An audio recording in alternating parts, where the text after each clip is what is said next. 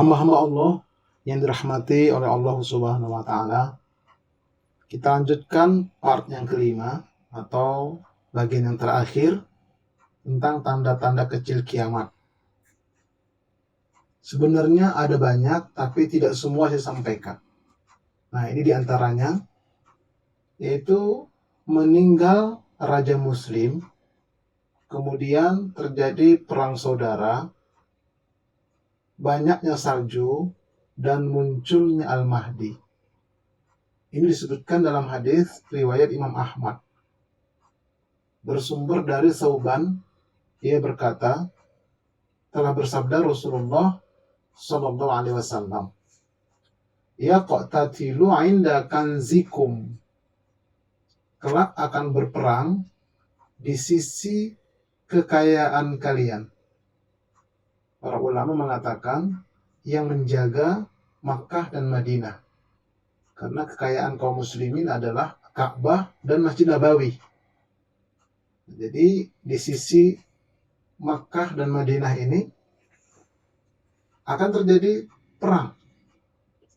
Salah satu yang dilakukan oleh 3 orang, kulluhum ibnu khalifah.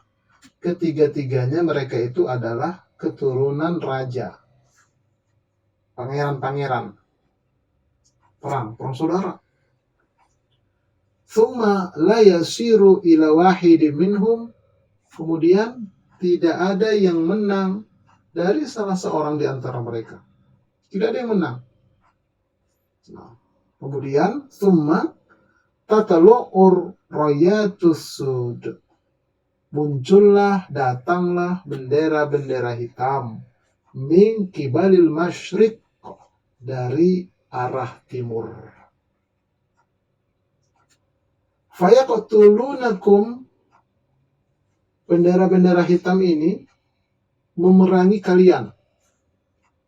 Qatlan, dengan satu peperangan, lam yuqtalhu qaumun, yang tidak pernah dilakukan oleh kaum manapun. Ya. Tidak pernah dilakukan oleh kaum manapun. Kenapa? Sangat luar biasa peperangan itu. Tsumma dzakara syai'an la ahfazuhu. Kata salah seorang perawi di sini, Nabi menyebutkan sesuatu tapi aku tidak hafal. Faqala, kemudian Nabi melanjutkan, fa idza ra'aitumuhu, maka apabila kalian melihatnya atau mengetahuinya, fabayi'uhu, maka berbaiatlah kalian kepadanya, walau habwan ala salji, walaupun kalian merangkak-rangkak di atas salju, fa innahu khalifatullahi al-mahdi, karena sesungguhnya dia adalah khalifah Allah, Imam al-Mahdi. Jadi kata sebagian ulama, berdasarkan hadis ini, nanti akan terjadi perang saudara di antara Mekah dan Madinah. Ya. Yang menjaga Mekah dan Madinah. Pangeran-pangeran yang menjaga Mekah dan Madinah. Apabila meninggal seorang raja yang disegani ketika itu, nah anak cucunya ini berperang saudara. Tidak ada yang menang. Kemudian datang bendera-bendera hitam menyerang mereka dengan satu peperangan yang sangat luar biasa. Nah, ketika itulah Al-Mahdi muncul. Kalau dia sudah muncul, dibaiat di sekitar Ka'bah, berbaiatlah kalian kepada dia walaupun merangkak di atas salju. Inilah tanda kiamat yang belum terjadi, tanda kecil kiamat. Yaitu belum meninggalnya raja yang dimaksud, belum terjadinya perang saudara, tapi salju sudah banyak. Salju di Makkah, di Madinah, atau di Arab Saudi sudah banyak. Terutama di bulan Desember, Januari. Banyak salju, makanya ulama-ulama sebagian sedang menangis. Benarlah kata Nabi, di padang pasir muncul salju. Nah, kemudian setelah itu barulah Al-Mahdi ya, muncul dia. Berbaiatlah kalian. Nah, jadi inilah yang ditunggu-tunggu. Khalifah yang terakhir, Al-Mahdi. Siapakah Al-Mahdi itu? Al-Mahdi sebenarnya adalah sebuah gelar, sebagaimana halnya dengan gelar khalifah, Amirul Mukminin dan sebagainya. Dia disebut Imam Al-Mahdi yang berarti pemimpin yang diberi petunjuk. Nama lengkapnya adalah Muhammad bin Abdullah, sebagaimana disebutkan dalam hadis riwayat Abu Daud. An Abdillahi qala Rasulullah sallallahu alaihi wasallam yuwati'u ismuhu ismi wa ismu abihi ismu abi. Namanya mirip dengan namaku dan nama ayahnya mirip dengan nama ayahku, kata Nabi. Jadi namanya adalah Muhammad bin Abdullah. Kemudian Al-Mahdi ini keturunan dari jalur Fatimah. Keturunan Nabi dari jalur Fatimah.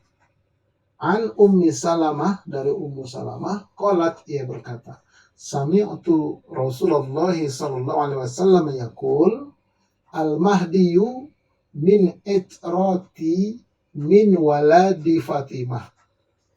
Ya, bahwa Al-Mahdi itu adalah dari keturunanku dari jalur Fatimah. Ini hadis riwayat Imam Abu Dawud. Jadi Fatimah menikah dengan Ali bin Abi Thalib, mempunyai anak Hasan Husain. Nah, dari Hasan inilah terus ke bawah. Nah, nanti ketemunya Al-Mahdi.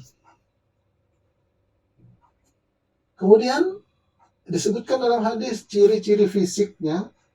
An Abi Sa'idin Al-Khudri qala Rasulullah sallallahu alaihi wasallam Al-Mahdiyu minni.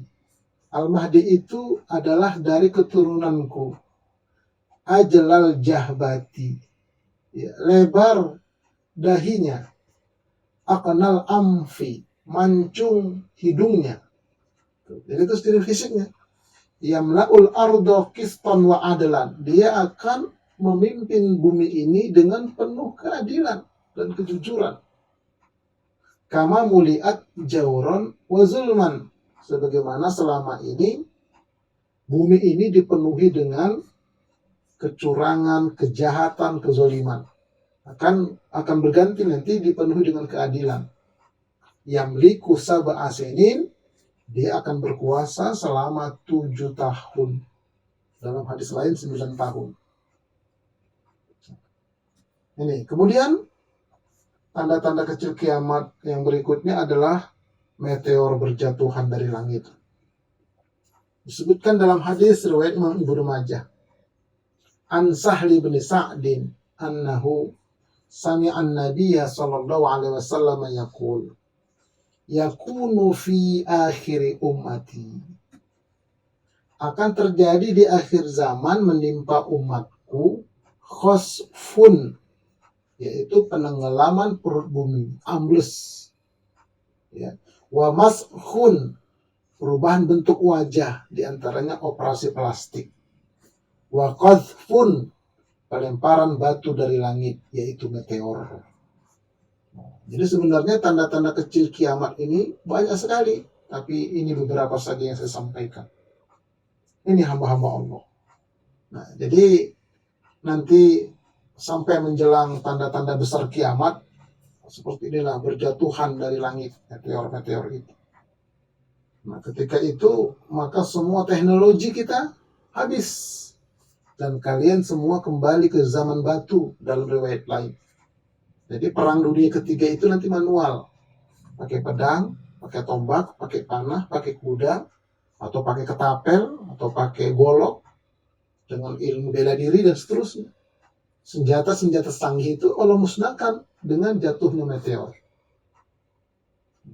Wallahu a'lam bishawab. Ini hamba-hamba Allah. Nah, baik. Oleh karena itu, mari kita persiapkan diri kita ya dengan amal soleh. Disebutkan dalam hadis riwayat Imam Muslim, an Abi Hurairah anna Rasulullah sallallahu alaihi wasallam qala badiru bil a'mali fitanan.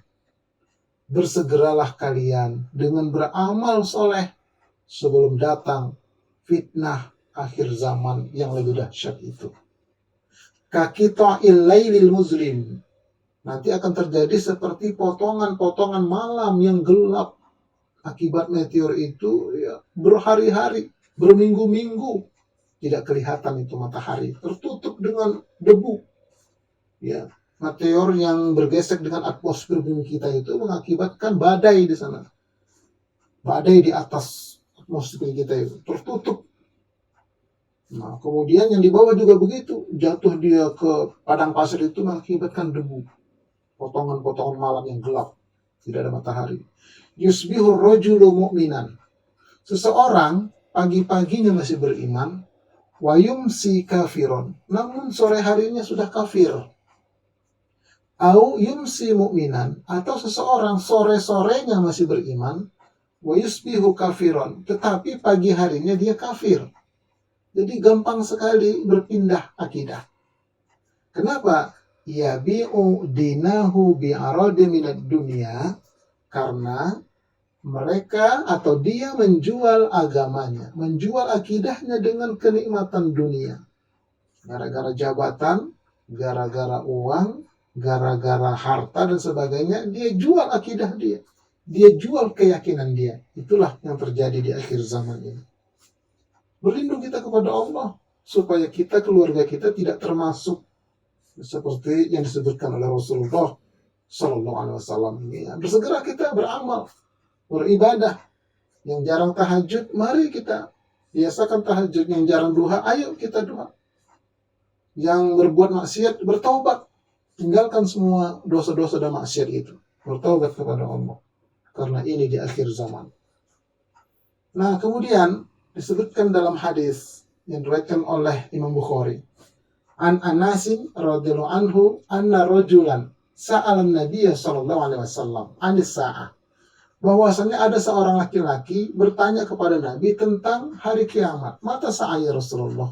Kapankah hari kiamat itu ya Rasulullah? Sahabat lain pada melihat dia dengan agak sedikit kecewa. Apa ini orang nanya-nanya tentang kiamat? Kata Nabi, tenang-tenang. Faqala, ya, mata sa'ah, kapan hari kiamat? Kata dia. Qala, Rasul bersabda, wa maza a'dadta. Apa yang telah engkau persiapkan laha untuk hari kiamat itu? Engkau bertanya tentang kiamat, apa yang sudah kamu siapkan? Qala, dia menjawab, la syai'a. Tidak ada sesuatu yang istimewa ya Rasul. Aku kerjakan yang wajib, ku tambah dengan yang sunnah, ku tinggalkan yang haram. Sekedar itu. Tidak ada sesuatu yang istimewa. Illa kecuali, kata dia, anni uhibbullaha wa rasulahu sallallahu alaihi wasallam. Kecuali bahwa aku sangat mencintai Allah dan mencintai Rasulullah. Itu yang aku persiapkan. Aku sangat mencintai Allah dan Rasulullah. Faqala, maka Nabi bersabda, anta ma'a man ahbabta. Engkau akan bersama apa-apa yang kau cintai. Jadi, benar kata Nabi ini luar biasa ini. Nanti di akhirat, kita akan dikumpulkan apa dan siapa yang kita cintai. Kalau kita mencintai Allah dan Rasulnya, maka kita akan dimasukkan ke dalam surganya Allah bersama-sama bertemu dengan Rasulullah Sallallahu Alaihi Wasallam. Tapi kalau ada orang mencintai dunia, mencintai syaitan, mencintai kecurangan, mencintai kejahatan, mencintai dosa-dosa besar, maka dia akan bersama mereka di dalam nerakanya Allah. Tinggal pilih hamba-hamba Allah. Nah, oleh karena itu, ya, jadi kita harus hati-hati apa yang harus kita cintai di muka bumi ini. Baik, untuk mendukung program Majelis Studi Dakwah Terapan ini, sekali lagi yang sudah subscribe, like and share, serta mendukung kami ucapkan semoga Allah membalas dengan balasan berlipat ganda. Untuk kritikan, saran, dan pertanyaan, silahkan tulis pada kolom komen atau bisa lewat WA. Dan untuk menyaksikan video kajian sebelumnya, silakan hubungin ke channel kami di YouTube.